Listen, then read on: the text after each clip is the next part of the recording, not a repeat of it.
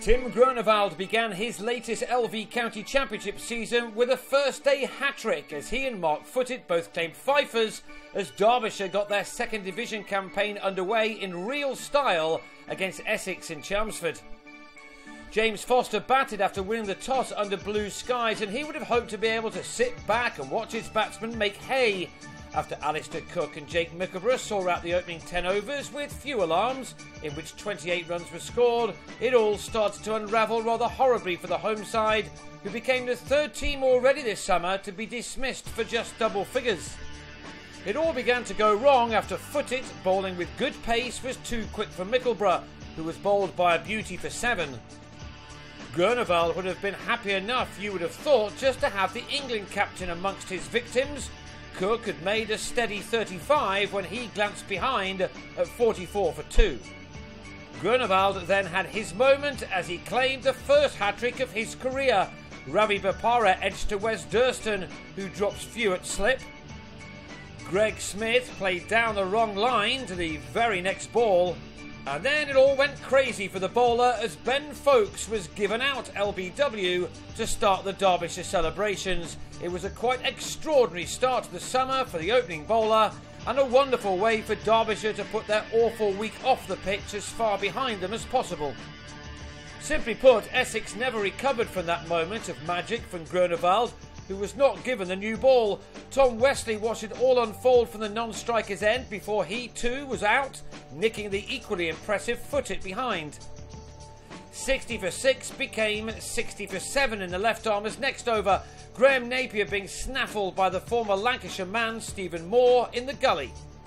And it was 64 for 8 in Footit's next over after lunch, David Masters, the man bang in front, to be the fourth Essex batsman to be out without scoring.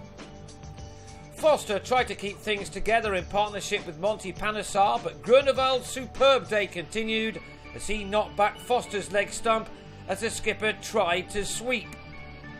28 had been put on for the first stand and 20 was added for the last one.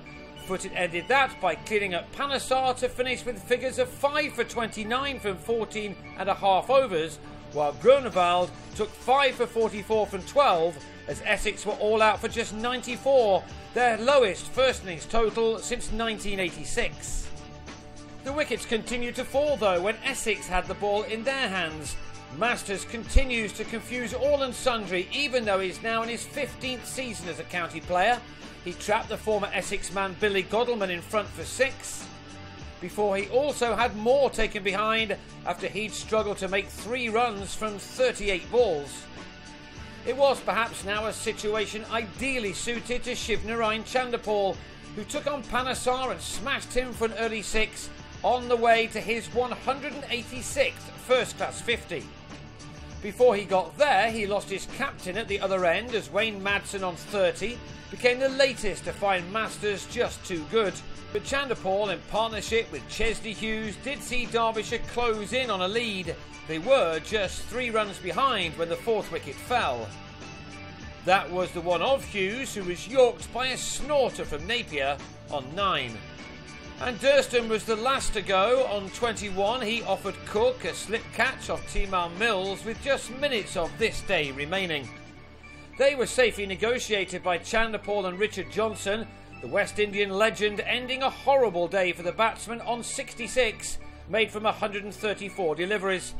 Essex need him out quickly as they will begin the second morning already trailing by 45 runs, with Derbyshire set to go again on 139 for 5.